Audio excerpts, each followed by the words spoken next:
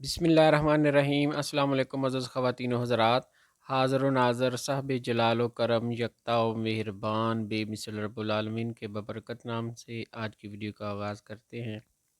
آج کل چند علامات کی وجہ سے لوگ پریشان ہیں، جیسے ناک سے خون آنا، منہ، حلق اور ہونٹوں کا خشک ہو جانا اور جلد کا خشکی کی وجہ سے پھٹ کر اترنا۔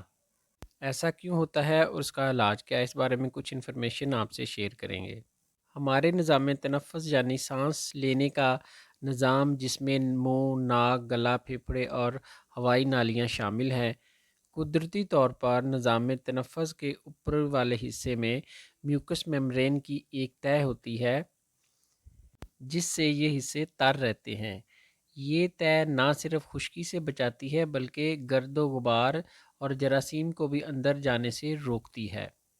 آج کل موسم گرم ہو رہا ہے اور فضا میں نمی کی مقدار نارمل سے بہت کم ہو گئی ہے۔ اگر فضا میں 30 سے 50% نمی کی مقدار رہے تو عام طور پر ایسا کوئی مسئلہ پیش نہیں آتا۔ آج کل فضا میں نمی کی مقدار خطرناک حد تک کم ہو گئی ہے، جس کی وجہ سے کچھ لوگوں کو ناک سے خون آ رہا ہے، کچھ لوگوں کو ہونٹ، منہ اور جلد خشک محسوس ہو رہی ہے۔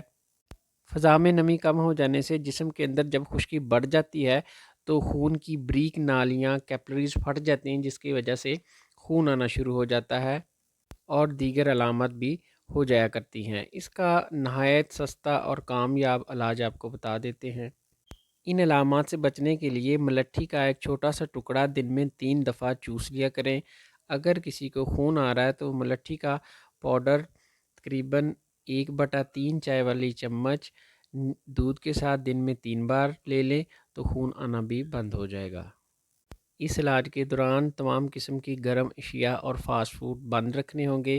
زیادہ سے زیادہ تازہ پھل، سبزیاں، دودھ، دہی کا استعمال کریں۔ پانی زیادہ پئیں، جلد کو تر رکھیں، باوضو رہیں۔ ناک اور ہونٹوں پر گلیسرین تھوڑی سی لگا لیا کریں۔ انشاءاللہ ملتے ہیں نیکسٹ ویڈیو میں، دعاؤں میں یاد رکھیے گا۔ السلام علیکم ورحمۃ اللہ وبرکاتہ۔